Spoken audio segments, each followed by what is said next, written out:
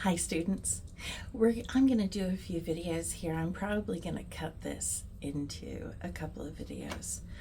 But we're going to talk about the architecture of our sense of self, how we develop it, can we modify it, and how vulnerability and compassion come into play in what we're talking about. So, the concept of yourself or who you are lies at the heart of every human experience. It remains one of the most complex and multifaceted constructs in psychology and philosophy, and so naturally also in communication. You may notice that when I'm talking about the science of communication, as a science, it's only been around since the 70s when I was young. Uh, so, what you're looking at now is you're looking at a science that has a lot to do with psychology and philosophy. So, you'll see that these things mirror each other often. But attempts to answer that question of who am I are essential to the core of what makes us human. And it reveals a dynamic, meaning it's always changing, and elusive, because it's kind of hard to find sometimes, understanding that shifts across the different contexts that we find ourselves in over our lifetime. Our self is not a monolithic entity. It's not just this one big thing right here. What it is a constellation or a galaxy, for lack of a better term, of perceptions, beliefs, feelings, and experiences that shape our interaction with the world. And some of these experiences happen before you're able to talk, walk, or control anything.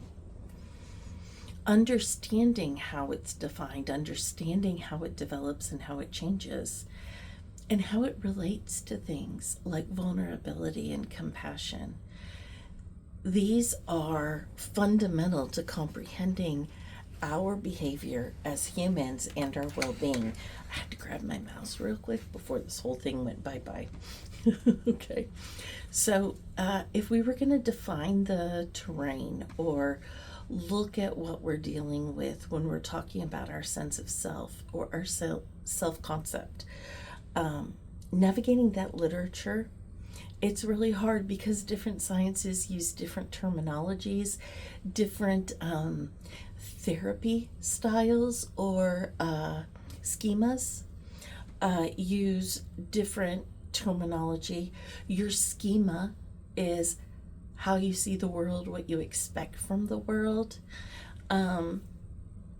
So using the term self-concept is perhaps the term that allows you to encompass the most. It generally refers to the cognitive structure or the structure in your brain of all of your beliefs, all the things you know about yourself.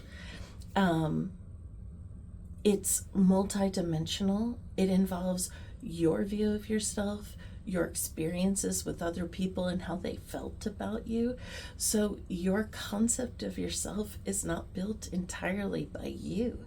It's also built by the people you're around.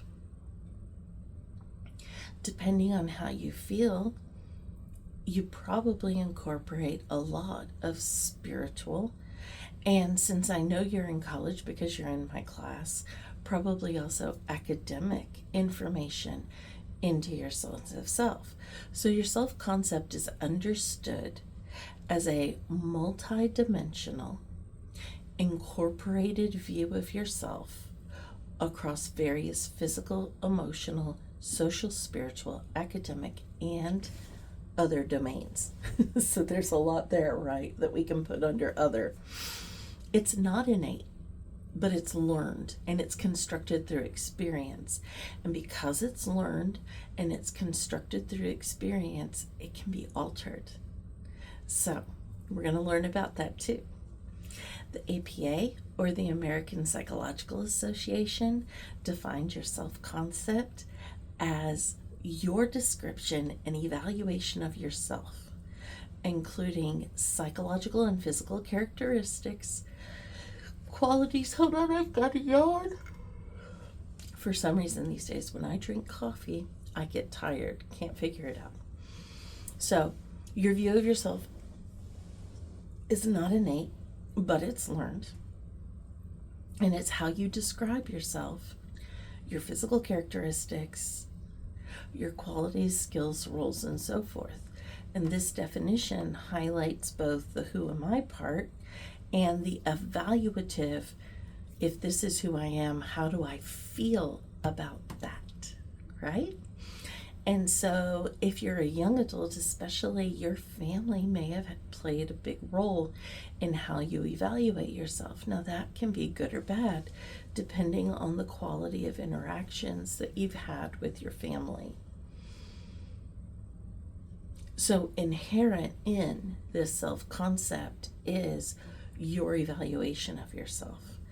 And you are not just making this evaluation based on who you are today. It also depends on who you've been in the past, who you see yourself being in the future. What do you aspire to? And your future self can be a huge motivator for behavior. For example, there have been huge campaigns to stop cigarette smoking and vaping.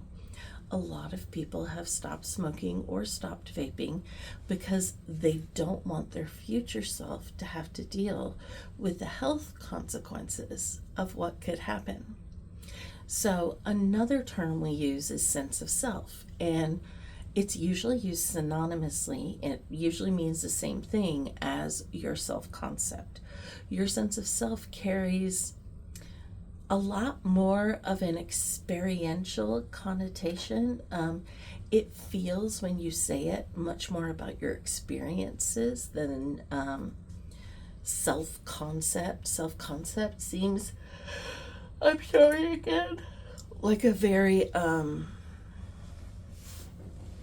clinical, I guess is the word I would use, term. So your sense of self feels a little more casual, feels like something you could throw into a conversation.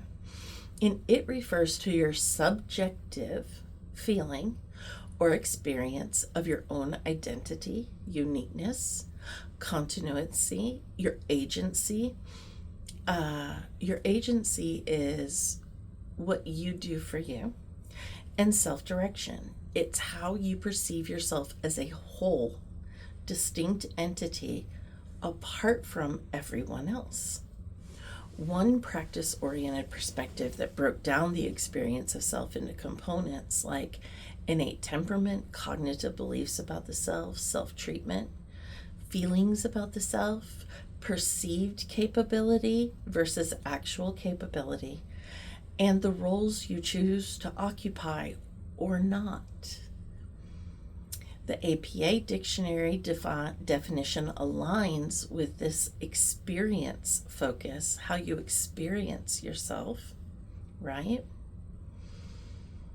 And while self-concept denotes like a structure of self-knowledge, the sense of self emphasizes your lived experience or your subjective experience.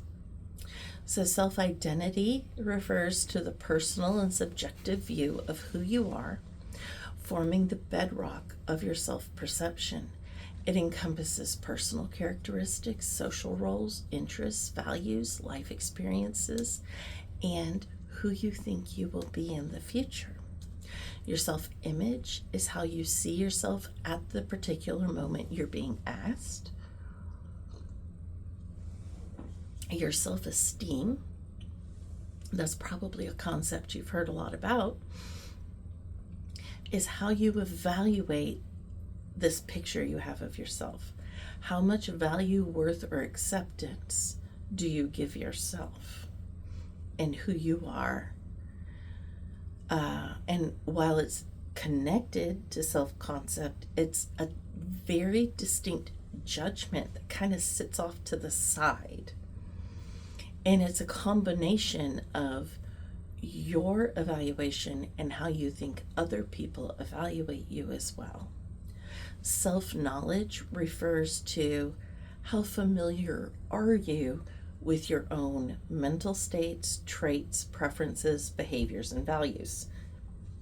Your self-awareness consists of how easy is it for you to direct your attention inward to yourself, to become the object of your own attention and be able to identify and process information about yourself.